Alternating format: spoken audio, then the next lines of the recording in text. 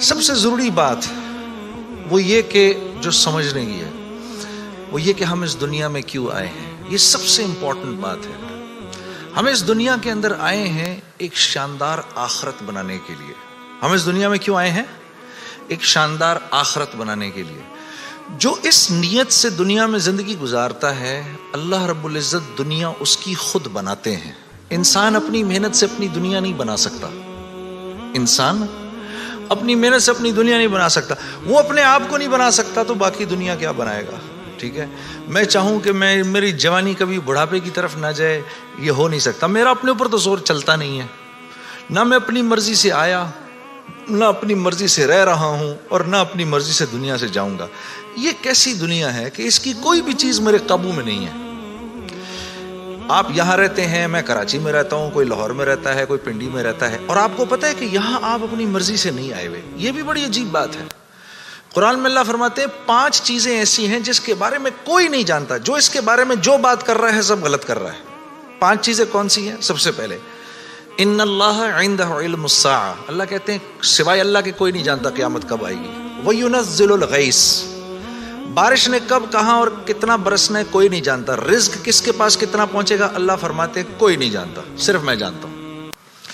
وَيَعْلَمُ مَا فِي الْأَرْحَامِ. ماں کے رحم میں یہ تو معلوم کر لیتے ہیں کہ بیٹا ہے یا بیٹی ہے، لیکن اللہ فرما رہے ہیں یہ نہیں معلوم کر سکتے کتنا جیے گا، کتنا کہاں رہے گا، کیا کھائے گا، کیا پیے گا، نیک ہوگا، بد ہوگا، فرما بردار ہوگا، نافرمان ہوگا. اللہ فرماتے کوئی نہیں جانتا.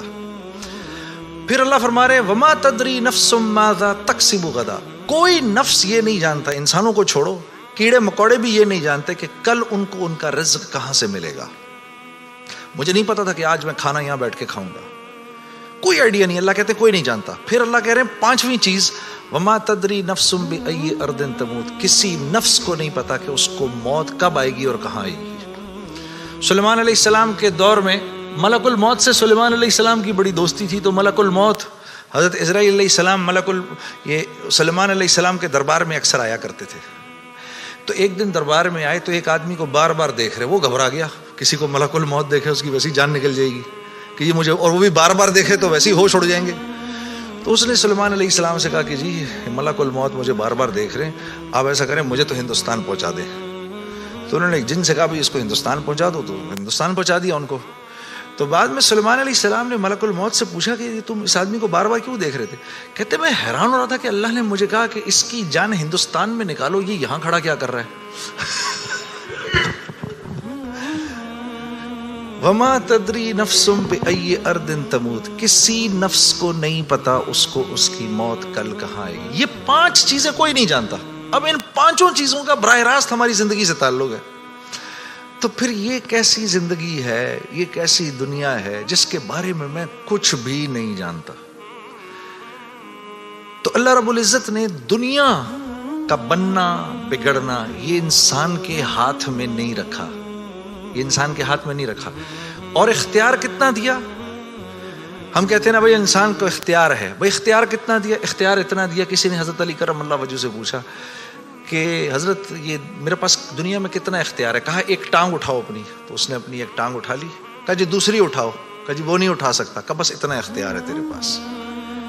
انسان کے پاس اتنا اختیار ہے. اور جو اختیار ہے وہ کیا ہے یہ جاننا بڑا ضروری ہے. انسان کے پاس کیا اختیار ہے؟ اللہ نے انسان وہ واحد مخلوق ہے پوری کائنات میں جو اپنی جان کے استعمال کو بھی جانتی ہے اور چیزوں کے استعمال کو بھی جانتی ہے. انسان کے علاوہ اور کسی مخلوق کو یہ نہیں پتا کہ میں نے اپنی جان کو کیسے استعمال کرنا ہے اور چیزوں کو کیسے استعمال کرنا ہے. گھوڑے کو نہیں پتا کہ میں نے اپنے آپ کو کس کام میں لگانا ہے اور میں نے بکری کا کیا استعمال کرنا ہے. بکری کو نہیں پتا کہ میں کس کام کے لیے دنیا میں آئی ہوں. اس کو کوئی آئیڈیا نہیں ہے کہ بلی کا میں نے کیا استعمال کرنا ہے. بلی کو نہیں پتا میں کیوں آئی ہوں، اور بلی کو یہ بھی نہیں پتا کہ میں نے کتے کے ساتھ کیا کرنا ہے. ٹھیک ہے. انسان وہ واحد مخلوق ہے جس کو اللہ نے یہ شعور دیا فَأَلْهَمَهَا فُجُورَهَا وَتَقْوَاهَا. میرے دوستو یہ وہ آیت ہے جس کو اللہ نے 7 قسمیں کھانے کے بعد بیان کیا. 7 قسمیں کھائیں اس آیت کو بیان کرنے سے پہلے. جیسے میں کہوں میری بہن اللہ کی قسم رسول کی قسم، قرآن کی قسم، تیرے باپ کی قسم، تیری ماں کی قسم، 6 قسمیں تو یہ کھائیں. پھر آخر میں فرمایا وَنَفْسٍ وَمَا سَوَّاهَا. اچھا چل کسی کی قسم نہیں مانتا تو میرے بندے مجھے تیری جان کی قسم. فَأَلْهَمَهَا فُجُورَهَا وَتَقْوَاهَا. کل قیامت کے دن آ کے مجھے نہیں کہنا یا اللہ مجھے نہیں پتا تھا سیاہ کیا ہے اور سفید کیا ہے. مجھے نہیں کہنا کل یہ قیامت کے دن، کیونکہ فَأَلْهَمَهَا الہام کیا ہے، میں نے تجھے الہام کیا ہے. اچھائی اور برائی کا فرق میں نے تیرے اندر ڈالا ہے اور یہ ڈال کے تجھے دنیا میں بھیج دیا ہے. جیسے کوئی بھی معاشرہ ہو اس میں سچ اچھا سمجھا جاتا ہے، جھوٹ برا سمجھا جاتا ہے، چاہے وہ مسلمانوں کا معاشرہ ہو چاہے غیر مسلموں کا ہو. بے ایمانی ہر معاشرے میں بری سمجھی جاتی ہے، ایمانداری ہر معاشرے میں پسند کی جاتی ہے. راست بازی، سچائی، بینگ اپ رائٹ، یہ ہر معاشرے میں پسند کیا جاتا ہے، اور ظلم ہر معاشرے میں برا سمجھا جاتا ہے. جسٹس ہر معاشرے میں اچھا سمجھا جاتا ہے، قتل ہر معاشرے میں برا سمجھا جاتا ہے. تو اللہ پاک فرما رہے یہ چیزیں دے کے میں نے تمہیں دنیا میں بھیجا ہے، میں نے تمہیں تمہاری جان کا استعمال بتا دیا، چیزوں کا استعمال بھی سکھا دیا. تو یا اللہ میں نے جان کا کیا استعمال کرنا ہے، میں نے جان کا کیا استعمال کرنا ہے.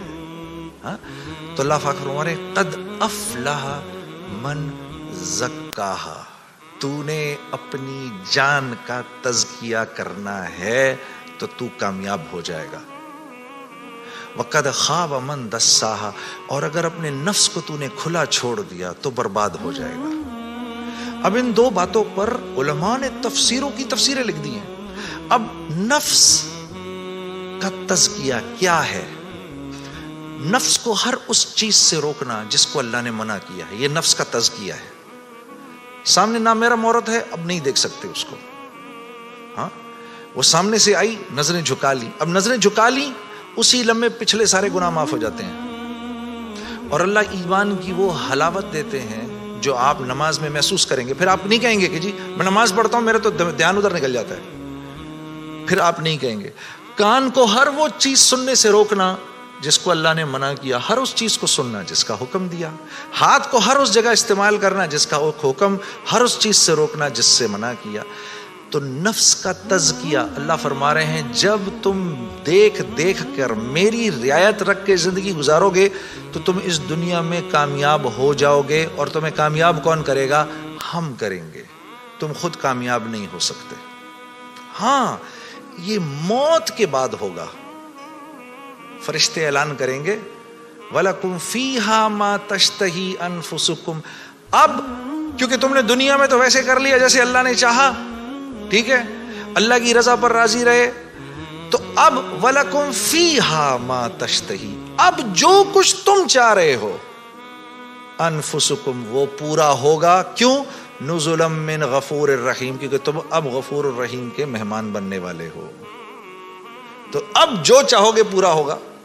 اب کہہ لو مجھے اتنے بڑے بڑے گھر چاہیے، مجھے اتنی اتنی بیویاں چاہیے، اتنی اتنی حوریں چاہیے.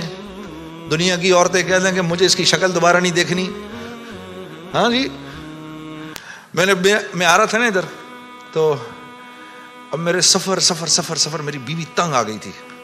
تو مجھے کہنے لگی کہ اب آپ کیا کر رہے ہیں؟ میں نے کہا عائشہ اتنا بڑا کام ہے، مجھے جانے دو.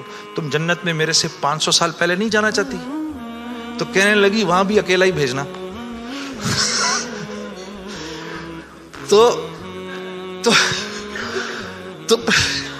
تو پھر مزے ہی مزے ہیں. پھر جو آپ چاہیں گے وہ ہوگا. یہاں پابند کرنا ہے اپنے آپ کو اس دنیا میں، اور پابند کرنا اپنے آپ کو یہ سب سے مشکل کام ہے. یہ سب سے مشکل کام ہے، اپنے آپ کو پابند کرنا. دیکھو انہوں نے اپنے آپ کو پابند کیا، میڈیکل کالج کا تو ڈاکٹر بن گئے. وہاں جو